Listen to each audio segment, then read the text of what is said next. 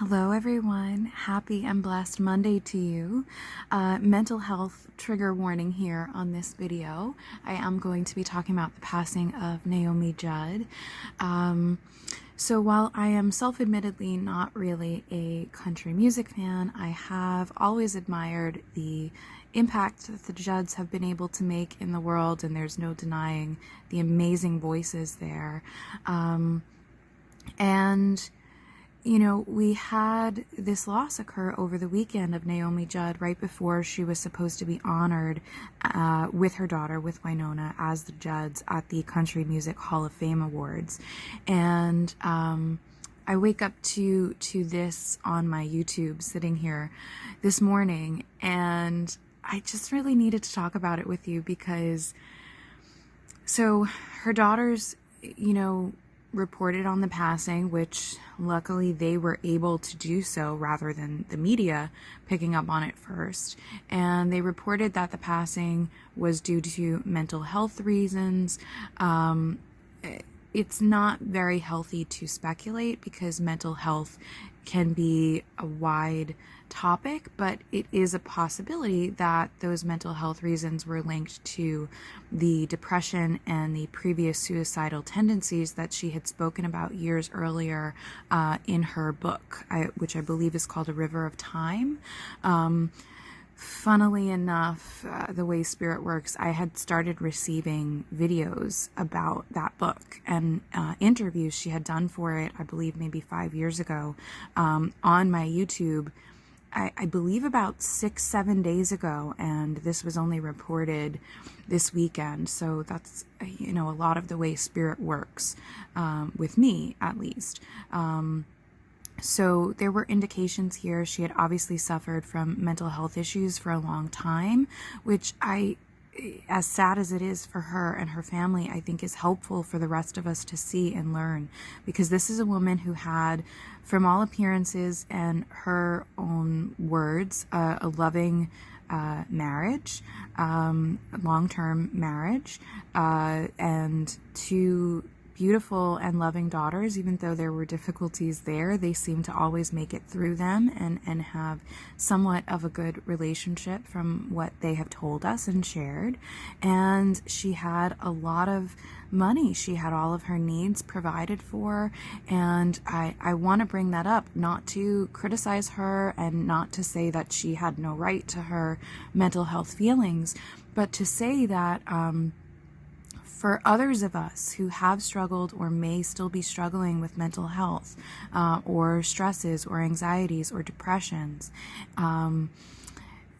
it's helpful, I think, for the perspective to see that even when you seem to have it all, even when you seem to have all of your needs provided for, to have all the money you could ever need or want for, to have a healthy home, to have, for the most part, a healthy body besides your mind struggles and mental health aspects, and to have a family who seems to love and support you and support the mental health care that you're getting, you can still suffer. We all suffer in different ways. We all suffer for different reasons. And if you have struggling that's currently linked to not having those things, I hope that seeing the loss of a person who has all of those things and still struggled enough to have to end it and leave this world, whether that was by her own hand or not, I hope that helps you to see and put your struggles and your pain in perspective and stop blaming yourself for feeling the way that you do, especially if your mental health struggles are linked to, as I said, not having the supporting family, not having the loving partner, not having the money to provide for your needs, because those are extra stresses on top of the mental health stress, or causes for it, depending on your situation. And if we can look at a situation like this and see that, we all still have the potential to struggle and have that mental health struggle, and perhaps the chemical imbalances as well, not to diagnose her. I think it could help a lot of us be easier on ourselves when we are struggling, and be more inclined to take those self-care steps and to admit to others when we're struggling, or the things that we are struggling with or because of. Now, you can see, I apologize I didn't explain earlier, but you can see I have on the screen here the YouTube screen. And this is a video that came up today, and yeah, so I wanted to also say for a second, her daughters have shared the fact that she died of mental health care reasons. We don't know if that was suicide or if that was potentially accidental medication overdose or something. You know, she had shared in the past with her book that she was on medications, and when you're not feeling well and you're on such medications and you're handling them yourself, if she was, again, this is all speculation, but when you're not feeling well and you're on such medications, if you're handling them yourself, there is a potential to sometimes confuse whether or not you have taken them. So there is a possibility that she did this purposefully. There's a possibility that she was confused and this was accidental overdose. There are so many possibilities. We're not going to know until they feel like sharing that, if they do.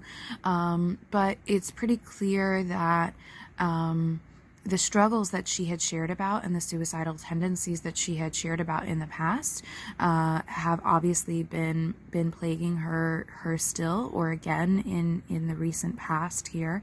And this weekend, she and Wynonna were supposed to be honored as the Judds here at the Country Music Hall of Fame.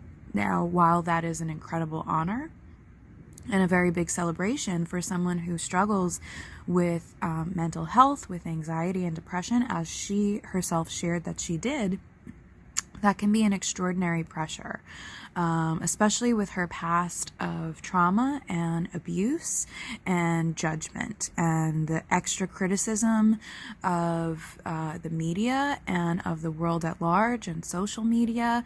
I saw that they also scheduled a final farewell tour for the fall, which they're going to have to see about what's going to happen with that for Wynonna.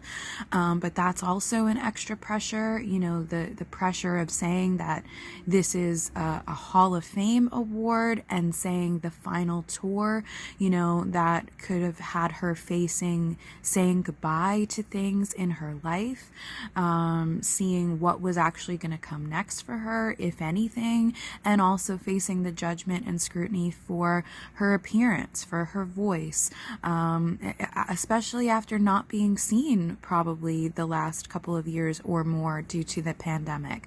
So that is a lot of pressure on top of the great honor that it is, and sometimes the pressure crowds out the ability to see the honor.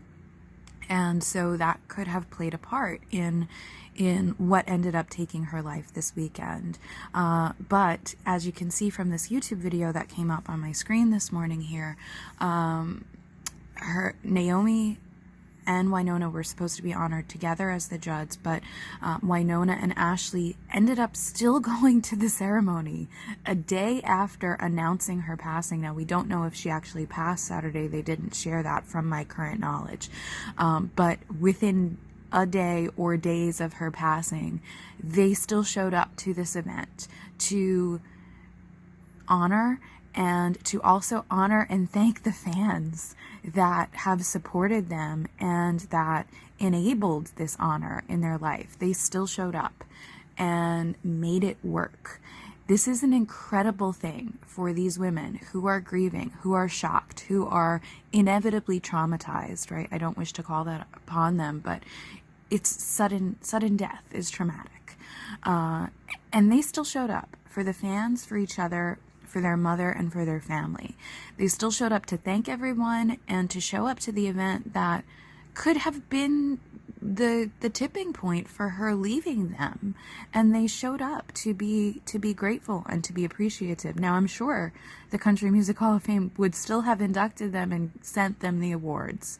They did not have to do this. They did this out of honor and love and the goodness of their hearts and gratitude for the people that have loved them and supported them and afforded them the life that they have, you know, however hard that still was.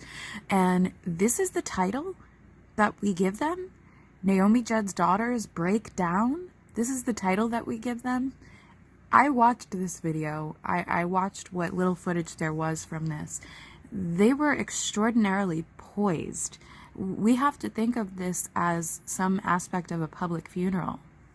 They were extraordinarily poised and grateful and somehow still had words.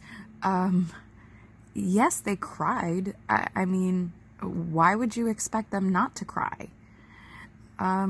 Really, world, we need to do better. I know the media and the world at large and a lot of toxic people and toxic tendencies that are still floating around really like to feed off of other people's pain and make themselves feel better by saying that someone broke down. But this is a triumph. These women did not break down. These women celebrated. These women honored. These women showed up. And because they had emotion does not mean that they broke down. So we need to do better. We need to do better in titling things, in trigger warnings, in supporting ourselves and each other.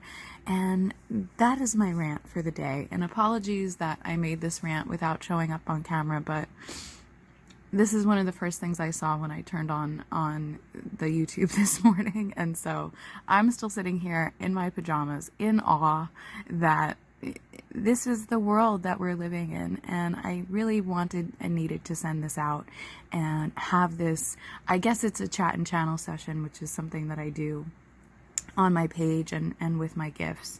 But I guess it ended up being that, a quick chat and channel session rant about mental health and the media and perspective on all these things, guys. Please have perspective. And please, if you know someone struggling, just be there for them if you can. And also try not to push them, you know, ask questions rather than making statements. If you know someone struggling, if you need to make a statement, don't give advice about what someone should be doing, okay? Don't give unsolicited advice. That can cause more pressure and cause more harm.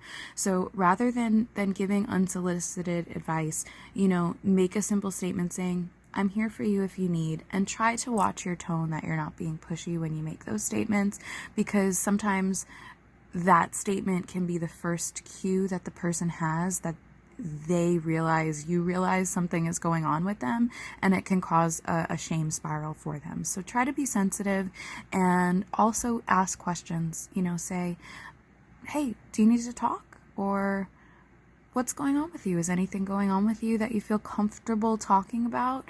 You know, if someone is truly in danger, you may need to take it a step beyond that, but please always try to respect someone's autonomy and, you know, where they may be coming from at the moment, and make yourself available if you can, if you actually have the capacity to. If you don't have the capacity to make yourself available to someone that you know is struggling, you can say, I love you, and not necessarily have to say, I'm here for you at that moment.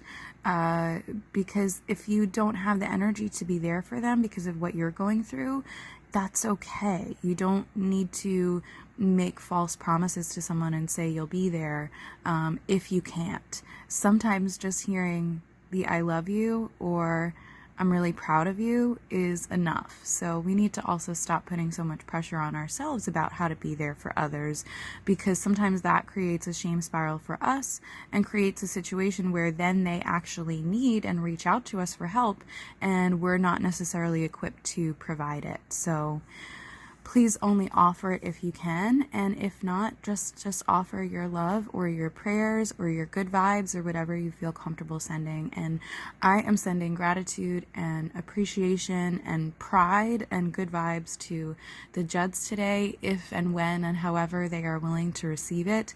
Not that they may need to see this, but this is for everyone else, really. But if they ever do see this, I'm really sorry for your loss, and I'm really freaking proud of you guys and inspired by you for how you were able to do this. So thank you for sharing what you have with the world from yourselves and from your family. And thank you guys for showing up. You can follow me for more at These Enlightened Edits, or visit my website damseldesigns.com for my other offerings. Be blessed, everyone.